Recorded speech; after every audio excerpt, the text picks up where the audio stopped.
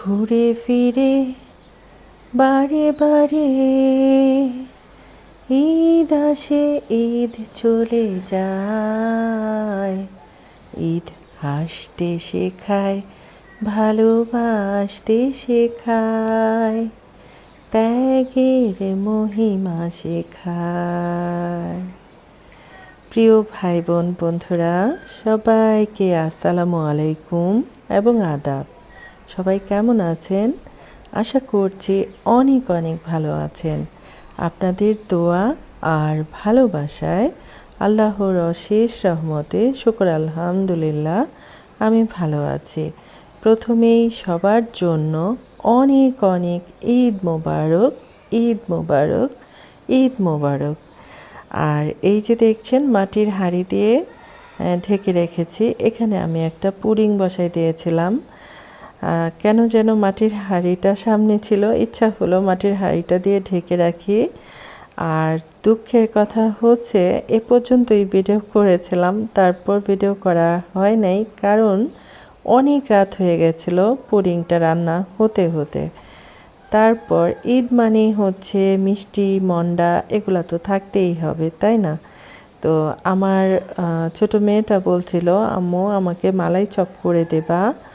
তারপর ওর জন্য আবার একটু মালাই চপ বানিয়েছিলাম। আমরা যেহেতু মানুষ কম, সব খাবারই অল্প অল্প করে রান্না করেছি। যে কোনো খাবারই অনেক দিন ধরে মানে রেখে খেতে খুব একটা মজা লাগে না, তাই না? এত বেশি মজা হয়েছিল, এত বেশি মজা হয়েছিল বলে বোঝাতে পারবো না। মনে হচ্ছিল বাহির থেকে কিনে এনেছে। আর ফিন্নি সেমাইয়ের কথা কি বলবো, জানি না এ ধরনের রেসিপি কেউ কখনো খেয়েছেন কি না। প্রথমে আমি ফিন্নিটা রান্না করেছি, তারপর কি করেছি জানেন? ফিন্নি আর সেমাইয়ের স্বাদ পাওয়ার জন্য কিছুটা সেমাই ঘিয়ের মধ্যে ভেজে রেখে তারপর ফিন্নির মধ্যে ঢেলে দিয়েছিলাম। এটা একটা নতুনত্ব খাবার, এটা আমি কখনো নিজেও এভাবে রান্না করি নাই। তারপর মানে এবার প্রথম ট্রাই করলাম। যে যে খেয়েছে সবাই অনেক বেশি বেশি প্রশংসা করেছে। আর এটা হচ্ছে মুরগির রোস্টটা দেখালাম। এটার ফাইনাল লুক হয়েছিল খাওয়া দাওয়া শেষ করে যেটুকু ছিল। আসলে ঈদের মধ্যে এত এত রান্না, কোনটা রেখে কোনটা করব, মানে কত তাড়াতাড়ি রান্না শেষ করব, তখন কিন্তু প্রথম থেকে শেষ পর্যন্ত কোনো রান্নাই ভিডিও করা সম্ভব হয় না, আমিও করতে পারি নাই। হালিমটা দেখেন রান্না হয়ে গেছে, এখানে একটু ঘি দিয়ে রেখেছিলাম, সেটা আবার মিক্সড করে দিলাম। এতটুকুই শেয়ার করলাম। আর এই যে হালিমটা মানে পেঁয়াজের বেরেস্তা দিয়ে এভাবে রেখেছিলাম। ঈদ মানেই হচ্ছে হরেক রকমের খানা দানা। আর হালিম দিয়ে খাওয়ার জন্য কিছু লুচি বানাই নিয়েছিলাম। আর প্রিয় ভাই বোন বন্ধুরা, কার ঈদ কেমন কাটলো অবশ্যই জানাবেন। ঈদ মানে হাসি খুশি আনন্দ, আর ঈদ মানেই হচ্ছে ভালো লাগা ভালোবাসার একটা বিষয়, তাই না? আর প্রথমে তো মিষ্টির ফাইনাল লুকটা দেখিয়েছিলাম, আর মোটামুটি অনেকটা খাওয়া হয়ে গেছিলো। তারপর পেলার মধ্যে বেড়েছিলাম। আর এটা হচ্ছে রাতের বেলা আমি যখন মিষ্টিটা মালাই চপটা বানাচ্ছিলাম তখন একটু ভিডিও করেছিলাম। আর এই মালাই চপটা কখনো চামচ, খুরচুনি বা লাকুর কিছু দিয়ে নাড়তে হয় না, এটা একটু ঝাঁকায় ঝাঁকায় নিলে উল্টে পুল্টে হয়ে যায় আর কি। আর কি যেন বলে, আমি কি বলবো, আমি এত এত রান্না করেছি, রান্না করে এত এত মানে অস্থিরতা কাজ করেছে, এত শরীর খারাপ হয়েছে। তার মধ্যে জানি না এটা আপনাদের হয়েছে কিনা, আমার গত 2 দিন থেকে মানে ঈদের 1-2 দিন আগে থেকেই হয়েছে, কি যেন বলে, ঠোঁটে জঠোসা উঠেছে। মানে উপরের ঠোঁটেও হয়েছে, নিচনের ঠোঁটেও হয়েছে। খাবারের টেস্ট কিছুই বুঝতে পারছিলাম না, কেমন মানে শুধুমাত্র পানিটা খেতে পেরেছি, ভালো লেগেছে পানিটা খেতে। আর অন্যান্য খাবার যেটাই মুখে দেই না কেন শুধু তিতা তিতা লাগছে, কিছুই ভালো লাগছে না। আর রান্না সব আন্দাজের ওপর করেছি, আন্দাজের ওপর করার পরও সবাই খেয়ে অনেক বেশি প্রশংসাই করেছে। আর আমার মেয়েকে যদি জিজ্ঞেস করি কেমন হয়েছে কেমন হয়েছে, আমার মেয়ে বলে তোমার রান্না কি কখনো খারাপ হয়, সব সময় তো তোমার রান্না ভালোই হয়। তারপর দেখেন বিফটাও রাতের বেলা বসাই দিয়েছিলাম। আমাদের বাসায় সবাই কিন্তু খেয়াল করে দেখবেন ঈদের দিন সকালবেলা কি নাস্তা করে, খিচুড়ি আর গরু মাংস, তাই না? কিন্তু আমার বাসায় একদম ভিন্ন। আমার বাসায় হচ্ছে সকালবেলা রুটি, পরোটা বা গরু মাংস, চা, কফি এ ধরনের নাস্তা খাবে আর একটু ফিরনি সেমাই খাবে।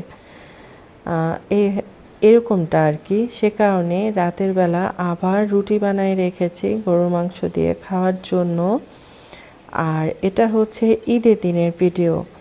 এত এত রান্না, এগুলা তো ঈদের দিন করা সম্ভব না, তাহলে তো ঈদের দিন আর সময় করে খাওয়া যাবে না। দুপুরের লাঞ্চ করতে হবে বিকেলবেলা। সে কারণে ঈদের আগের দিন থেকেই রান্না বান্নার আয়োজন শুরু করে দিয়েছিলাম। আর কি যেন বলে, এটা একটু মুরগির রোস্টের মতো করে রান্না করছি, কিন্তু একটু ছোট ছোট করে পিস করে নিয়েছি। কারণ হচ্ছে কি, সবাই বড় পিস কিন্তু খেতে পারে না। আর আমার মেয়েটা সবসময় বলবে ছোট ছোট করে মুরগি কাটাকুটি করবা, দেখতেও ভালো লাগবে, খেতেও ভালো লাগবে। আর এই রোস্টটা এত বেশি মজা হয়েছিল। এটা আমি কিভাবে করেছি জানেন? প্রথমে চিকেনটা দই, তারপর লেবুর রস আর হচ্ছে একটু লবণ দিয়ে 1.5 থেকে 2 ঘন্টা আমি মেখে রেখে দিয়েছিলাম। তারপর প্রথমে হাঁড়ির মধ্যে তেল দিয়েছিলাম। তারপর কিছু পেঁয়াজের বেরেস্তা করে রেখেছিলাম। এই বেরেস্তাগুলো আমি পোলাওয়ের উপর দেওয়ার জন্য আর হচ্ছে এই চিকেন রোস্টার মধ্যে দেওয়ার জন্য করে নিয়েছিলাম। আর এই যে মশলাটা আমি কি কি দিয়েছি সেটা একটু বলি। এখানে হচ্ছে পেঁয়াজ নিয়েছিলাম পরিমাণ মতো, 2টা কাঁচামরিচ দিয়েছি, ধনিয়ার গুঁড়া অল্প করে, একটু মরিচের গুঁড়া, একটু সয়া সস, একটু ভিনেগার, তারপর একটু ধনিয়ার গুঁড়া, লবণ, তারপর কয়েকটা কিশমিশ। এগুলা সব উপকরণ একসাথে দিয়ে মানে যে গ্রেভিটা আর কি, এটা আমি ব্লেন্ড করে নিয়েছিলাম। তারপর যে পেঁয়াজের বেরেস্তা করেছিলাম তেলটা, সেই তেলের মধ্যে মশলাটা খুব ভালো করে উল্টে পুল্টে কষায় নিতে হবে। কিন্তু যে কোনো রান্নার ক্ষেত্রে আমি সবসময় বলে থাকি, মশলাটা যদি ভালো করে কষানো হয় তাহলে কিন্তু যে কোনো রান্না খেতে অনেক বেশি মজার হয়। তো এই তো দেখেন, আমি একটু শর্টকাট করেই দেখাচ্ছি, কারণ এত এত রান্না করার পর শরীরটা কিন্তু একদম স্বাভাবিক নাই। কারণ হচ্ছে একটা মাস রোজা ছিলাম, তাই না? সবাই আমরা একটু ক্লান্ত আছি, টায়ার্ড আছি। সে কারণে ছোট্ট করে একটু একটু করে ভিডিও রেখেছি। তারপর চিকেনটা কত সুন্দর করে আমি কষাই নিয়েছি, খেয়াল করে দেখেছেন নিশ্চয়ই। তেলটা ছেড়ে দিয়েছে। তারপর এখানে 1 কাপ পরিমাণ দুধ দিয়ে দিলাম। 1 কাপ না, সরি, একটা বড় মগ দিয়ে 1 মগ পরিমাণ দুধ দিয়ে দিলাম। দুধ দিয়ে যদি এই চিকেন রোস্টটা রান্না করা যায় তাহলে কিন্তু খেতে অনেক বেশি ইয়াম্মি হয়। তো ঠিক অনেক বেশি মজার হয়েছিল। তারপর মিডিয়াম আঁচে রেখে আমি রান্নাটা করেছি। আর কি যেন বলে, এই যে দেখেন পোলাও রান্না হয়ে গেছে। তারপর কিছু কিশমিশ দিয়ে দিয়েছি। তারপর কিন্তু আর পোলাও শেয়ার করা সম্ভব হয়নি। তারপর এই যে এখানে চিকেনটা, এটার মধ্যে পেঁয়াজের বেরেস্তা, ঘি সব কিছু দিয়েছিলাম, ভিডিও করা হয় নাই। তো আমার আজকের ঈদ আয়োজন আমি খুব সুন্দর করে দেখাতে পারলাম না, সব কিছু হাঁড়ি থেকে শেয়ার করলাম। সবাই ক্ষমা সুন্দর চোখে দেখবেন। ভালো থাকেন, সুস্থ থাকেন। আল্লাহ হাফেজ।